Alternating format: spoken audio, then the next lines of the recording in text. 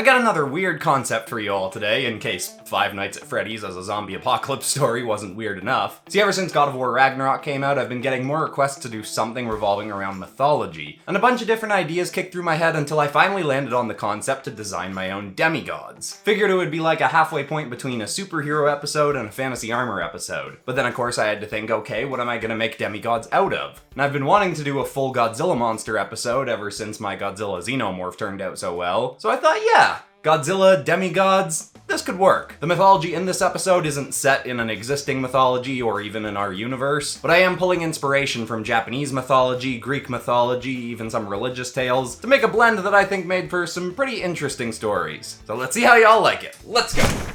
Hit like, if you want. Subscribe, if you feel like. But either way, enjoy the show. There are many translations to be found of the ancient Toho mythology. Those who believed in this pantheon of deities and their kin left many writings behind, but they've been interpreted in many ways over the centuries since. As far as I am aware, here are the truest versions of these tales. The most famously known is that of the demigod, whose might rivaled that of the actual gods, Gojiro. Gojiro would not be born aware of his godly origins, but it would be revealed to him in a time of war. Japanese shores were being ravaged by invaders from across the seas, and those of the Toho faith prayed desperately to the gods to help them fend off the seemingly endless waves of invaders. The coming armies brought with them explosives unlike anything the Japanese had ever seen before, and they needed some kind of counter to the threat.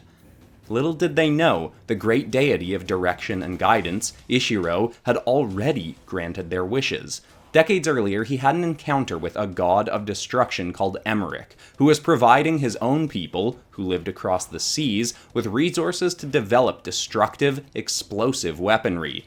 As a result, Ishiro had foreseen an inevitable attack coming from these people in the future, and took measures to help protect his own lands. Not long after the encounter with Emmerich, he'd lain with a mortal woman to grant those who worshipped him a child to protect them. This resulted in the birth of the demigod, Gojiro. When the child was born, Ishiro sealed the boy's godly might away, stating it would only come forth when he was struck by a weapon from Emmerich's people.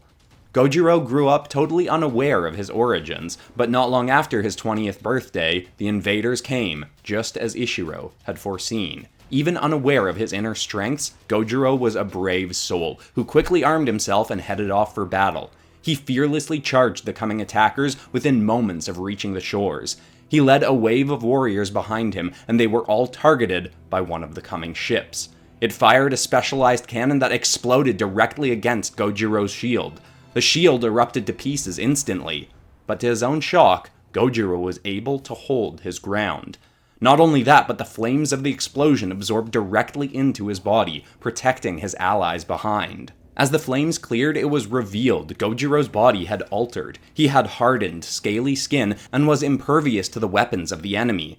Ishiro then appeared before Gojiro's allies and stated, "I have foreseen this assault and granted you this warrior, my firstborn son, to be your leader.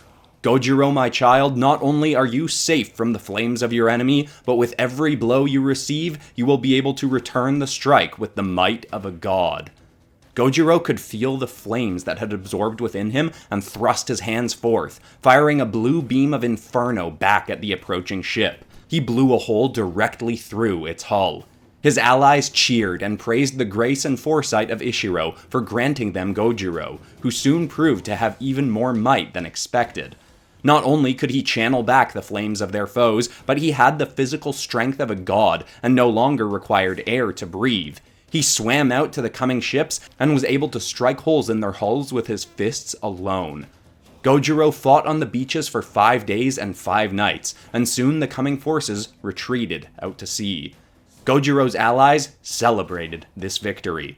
This tale is used to remind those of the Toho faith that the gods know what they'll need far before the mind of a mortal can comprehend it. So long as they have unwavering faith, their prayers can and will be answered. But this is not where the tale of this battle ends, as little did they realize the opposing army's deity, the god of destruction Emmerich, had been watching and was already plotting a counter to Gojiro.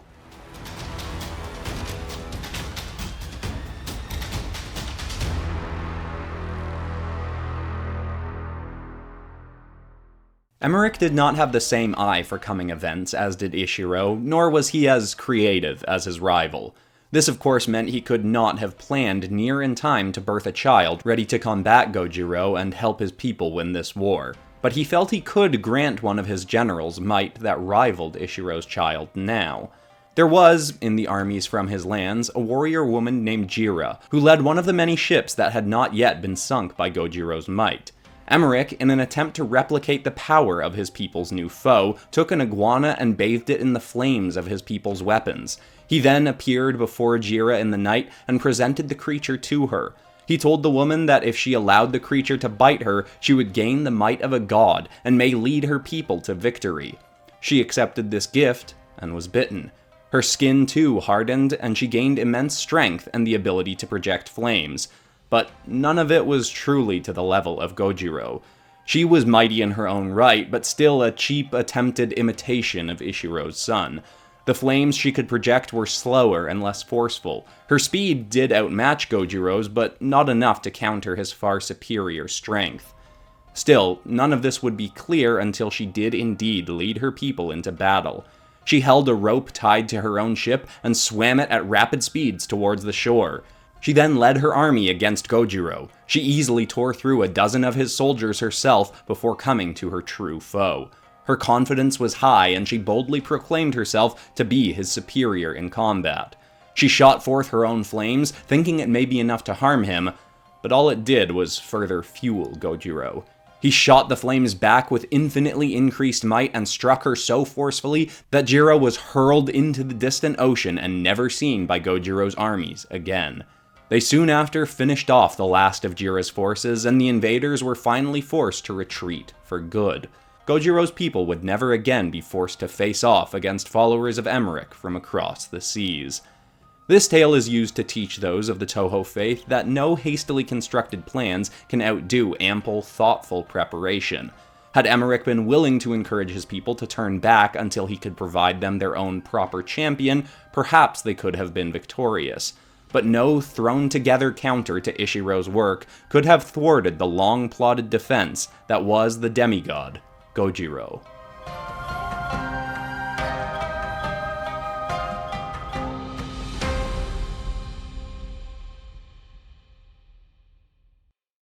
Of course, not all myths of demigods from Toho mythology revolve around this one conflict, though many do have an origin involving Gojiro.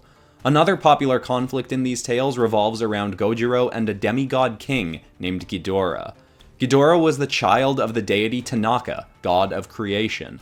Tanaka had learned of Ishiro's plans to birth a child of immense might, and grew concerned that, with a child of such power by his side, he could potentially overthrow the other gods, if he ever decided to do so.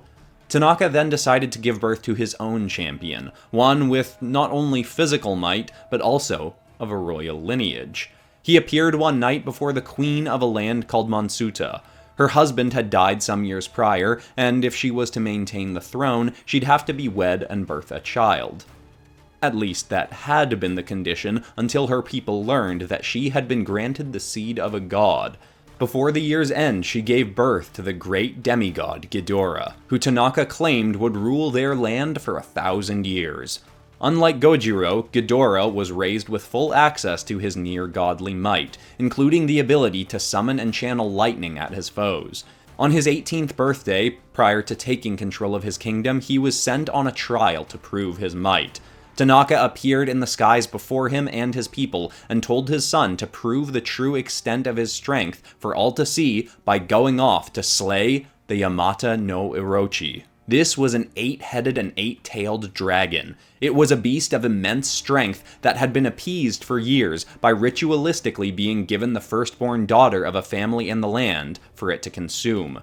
It was near time for it to be granted another sacrifice, but instead, Ghidorah came before the great beast. It demanded its meal, but he refused, stating that he was the child of the great deity Tanaka, and he would no longer allow the creature to feed on the young of his people. The creature let out a bellowing laugh from all 8 of its heads, but it was a laugh that did not last long. A legendary battle commenced with Ghidorah summoning all the lightning the skies could offer to help him best the beast. Their quarrel lasted for 8 days, with Ghidorah slaying one head by the end of each night. After those 8 nights, he returned to his people with all the creatures' heads in tow. In response, his people celebrated for the following 8 days and nights, and a suit of golden armor was forged for Ghidorah from the hide of the slain beast. Ghidorah then took the throne and was approached by his father with congratulations. He told Ghidorah of the true reason for his birth, to potentially someday fend off an attack from Ishiro's child, Gojiro, and in spite of his remarkable victory, this stirred dis-ease in Ghidorah's mind.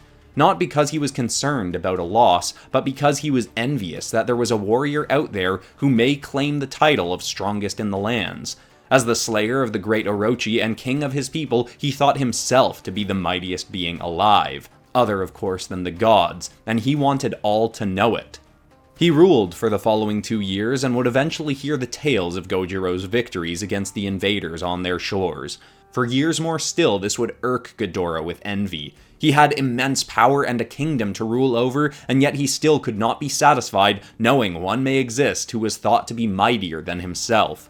While there are continuations of this tale, its purpose is simple: to teach people to be wary of the toxic effects of envy. Respecting what you have provides a whole and happy life, while being jealous of others will only make you miss out on the good of what you do have.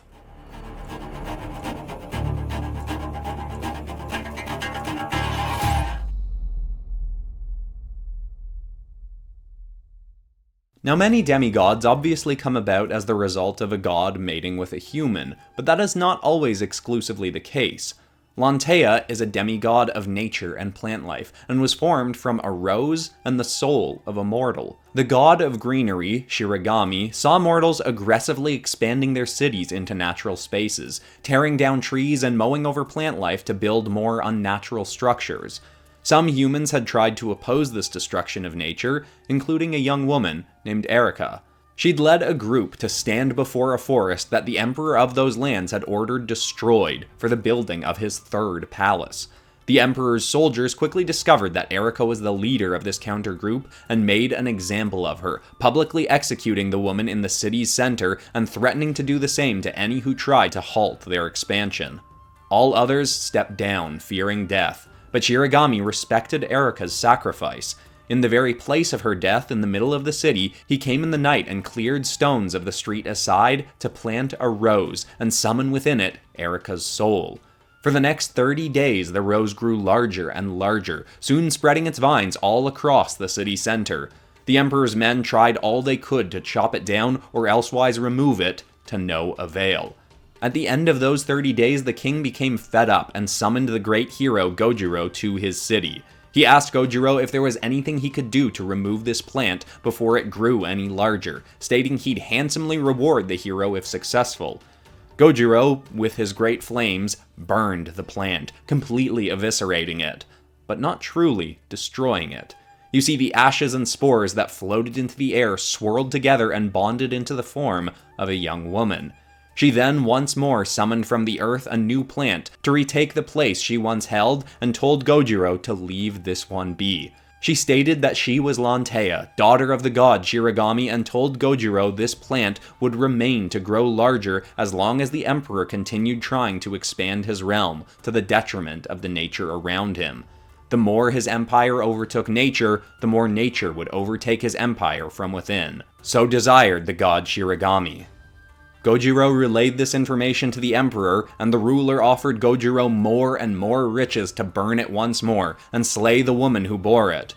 Gojiro refused. While the offers made were tempting, Gojiro knew that if the gods so wished the nature around the city to be left unharmed, then unharmed it should be. Gojiro left the city, and Lantea was attacked by whole manner of soldiers sent by the king.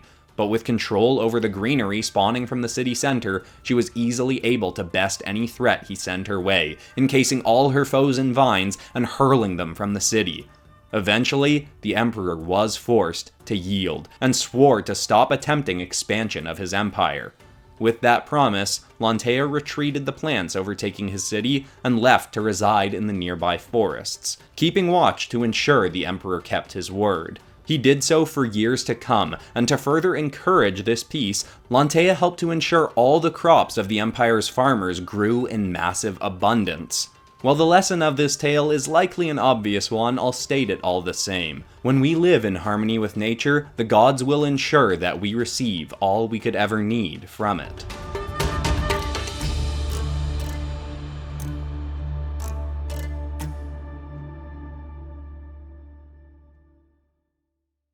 I have no idea what the response is going to be like to this episode, but I am very pleased with how it turned out. I'm not entirely sure why I decided the female characters didn't need armor and the male characters did need armor, but maybe that's just a good reason to do a second round of this or something. I'll do the opposite. And of course, if you're new to the channel, I've got lots of different Godzilla episodes on here. I've probably got a full playlist, I'll just link that somewhere in the cards. But besides that, that's all for today, except of course for ending this video on some kind of positive or inspiring note. And the thought I want to leave people with today is the idea that anything you say after the words I am is true to your unconscious mind. So regardless of whether something is true in the physical world, if you are saying I am that repeatedly, your unconscious mind is going to try and find ways to make that true in real life. So don't say things like I am bad at art, I am unhealthy, I am whatever a negative I am could be that you say. Stop saying that and say the opposite, the positive version of it. Saying I'm an amazing artist, I am healthy. Those positive affirmations will confirm to your subconscious mind that it needs to find a way to make those things physically true. I hope that's inspiring to someone out there. Thanks so much for watching, everybody. I love you all, and I'll see you all in the next episode on Friday. The community redraw, Kate Kills Claws. See you there. Goodbye.